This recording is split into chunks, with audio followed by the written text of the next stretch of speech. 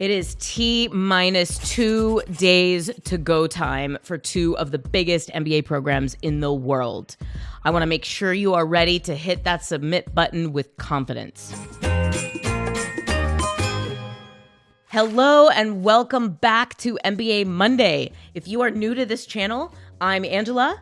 I am your MBA guardian angel, and I am here to help you cross the finish line with ease, confidence, joy, fun, and ideally with success on the other side. Hold on. Before you go any further in this video, mark your calendar for September 3rd at 9 a.m. Eastern Time on this channel.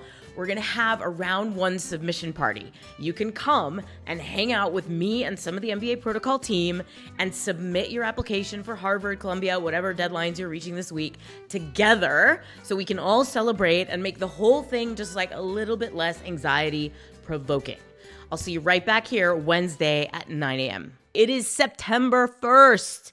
And if you're applying to Columbia or Wharton or Harvard or many other schools, your deadline is this week. That means you're probably starting to feel the pressure, like the real pressure of it's about to get real. You're actually going to hit submit, send it out into the universe, and then all you can do is twiddle your thumbs and wait. The waiting part is the worst. But this ramp up to the deadline is also a really stressful time because there are so many details, so many moving parts, so many things that you're going to look back on and say, wait a minute, did I put the word Harvard in a Wharton essay? Oh my God. So let's try to get you ready to submit your application without dropping any balls or losing too much sleep. Today, I'm going to tell you the 4 things that we always make our clients do before they submit their applications to make sure that you are dotting all your I's and crossing all your T's and can sleep at night on September 3rd.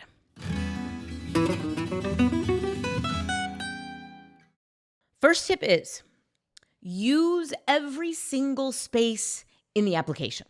So if you haven't already gone in to the online application and looked at the short answers, most schools have a few questions. Some of them have a ton of questions about your background, your employment, your awards, your extracurricular experiences, your family, your salary, all of that. So some of the questions are really obvious. Some of them require a little bit of thought. Like, for example, Harvard and Stanford ask, what have been your biggest challenges in the jobs that you've held? Why did you leave each job? What were your greatest achievements? There's a question about your family background, your upbringing. There are questions about your goals. There are questions about culture. Stanford, for example, has 4 optional essay questions, 3 of which are asking you to describe some impact that you've had, and 1 of which is asking you to talk about how your background has influenced who you are today. My recommendation to you is to use every last space on the application to add new information. So even if you had a really boring family upbringing, there's still something about it that has influenced who you are today and that might be interesting for the admissions committee to know. So really put some thought into how can I add yet another color to this painting of myself that I am submitting to the admissions committee. The one exception to this rule, the one exception to the use every last inch of the application instruction is the official optional essay. So every school has an optional essay in which they invite you to explain a weakness or a gap in your resume or maybe a test score that isn't super awesome. In the case of some schools, this essay is actually an extra essay, like Wharton. Wharton's optional essay is actually 500 extra words, and they advise you to write that essay with caution. So for about half of our clients, we do end up using that essay because there's something new to add that isn't covered in the other essays. And in about half the cases, we don't say anything there because the answers are already complete and that candidate is already sharing everything they really need to say about themselves for Wharton to be able to make a good decision. So use discretion with the extra essay optional essays like Wharton, but the standard optional essay, which is really just about weaknesses. This is step number 2, is if you have a weakness in your application, you must use that optional essay to note it, and mitigate it. So you're not going to excuse it. You're not going to tell a whole story about it, even if there is a story. Let's say you had a really poor GPA in your first 2 years of college, and there was some real circumstance surrounding it. A family member was sick, or you were sick, or any number of things. Maybe you were just immature. It doesn't really matter why it happened. Note it. Show them that you see, yes, my undergraduate GPA in my first 2 years was not up to my personal standards. If there was a good reason, just state the reason. Don't over-explain, and then point to other factors in your candidacy that show that that is not something that the admissions committee needs to worry about. So be sure, if you have a weakness, to write that optional essay. If you don't have anything to explain in your candidacy, like a weak test score or a gap or strange choice of recommender or something on your transcript, do not answer that essay. So that's the one exception to the fill every space. Don't answer that essay unless you have a really good reason to do it. Okay, step number 3 before you submit your applications is to do one last read through of your essays. Print it out, read it out loud, check for any last typos or grammar anomalies, and very importantly, make sure that the correct school's name is the name that appears in that essay. I recommend that you do each school separately. So check one school at a time so you can be really sure that you're not putting Stanford in a Harvard essay or vice versa. The truth is, this happens all the time, and it's not the end of the world. Schools know you're applying to multiple schools, so if you put the wrong name in the essay, there's a good chance they're not even going to hold it against you. However, you will hold it against yourself. You will lose many sleepless nights after you hit submit if you realize that you put the wrong school's name in the essay. So just do a last sanity check of your essays and make sure that everything is tight before you hit submit. Fourth and finally, I really encourage you to submit early.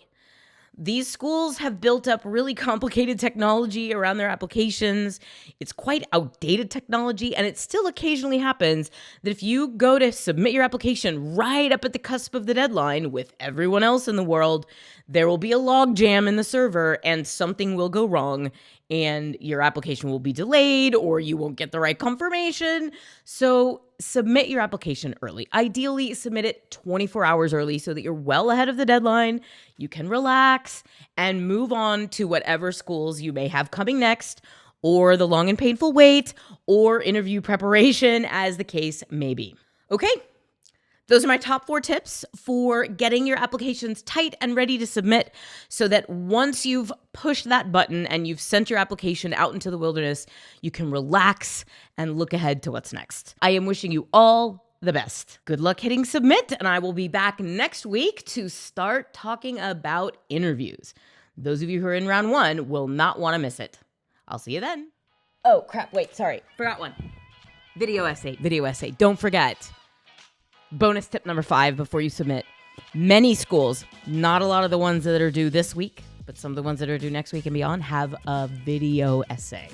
You're going to have 12 to 72 hours to a week to answer spontaneous video essay questions about yourself so that the school can see your face, they can hear your voice, they can see how well you speak English, they can understand your personality, and they can match you up with the essays that you submitted, which may or may not have been influenced by AI. We'll leave that aside for now. But the point is, you're going to have to perform on camera in an awkward situation as soon as you submit your essays for several schools. So know which ones they are. Be ready for those questions. Have an outfit prepared. Have your camera ready. Be ready to be yourself and answer questions right after you hit submit on your application. If you've done everything that I've been telling you to do all throughout this journey, including in this video, you should be ready to crush those video essays without any stress. But just be aware they're coming, and don't forget to get ready, because if you miss the submission deadline for those video essays, you miss the submission deadline for round 1. Okay, that's really it. I'll see you next week. Oh, I didn't introduce myself. Oh, sorry. Just kidding, I forgot one. That's terrible, you can't use that. You're not gonna be able to use that. One more. Bonus thing, but I gotta be ready to say it. Acting, not my forte.